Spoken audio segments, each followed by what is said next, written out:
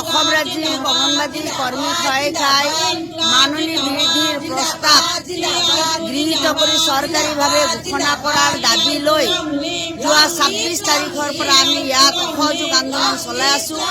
আজি 21 দিন অতিক্ৰম হ'ল। এই 21 দিনতো চৰকাৰৰ তৰফৰ পৰা কোনো সঁহাৰি জনোৱা নাই। আমি জানো যোৱাকালি অধিসূচনা জাৰি হৈছে লোকসভা নিৰ্বাচনত। এই সময়ছোৱাত আমি এই সচলৰ পৰা 21 দিনীয়া কাৰ্যসূচী আমাৰ এই অসহযোগ আন্দোলনৰ কাৰ্যসূচী আমি স্থগিত ৰখা হৈছে। আমি জানো অহা জুন মাহৰ 4 তাৰিখে এই লোকসভা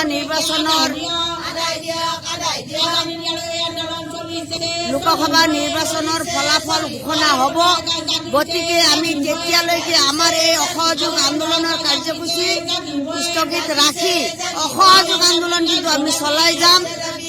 গতিকে আমি আশা কৰিছোঁ এক সপ্তাহৰ ভিতৰত অহা জুন মাহৰ 4 তাৰিখে যি ফলাফল ওলাব তাৰ পিছত এক সপ্তাহৰ ভিতৰত যদি উত্তৰ নিদিয়ে এই মাননী বৃদ্ধিৰ প্ৰস্তাৱৰ, তেনেহ'লে আমি কিন্তু এই অসহযোগ আন্দোলন চলি থকা অৱস্থাতে আমি দিছপুৰ চলো কাৰ্যসূচী যোৱাৰ কাৰণে আমি প্ৰস্তুত হৈ থাকিম।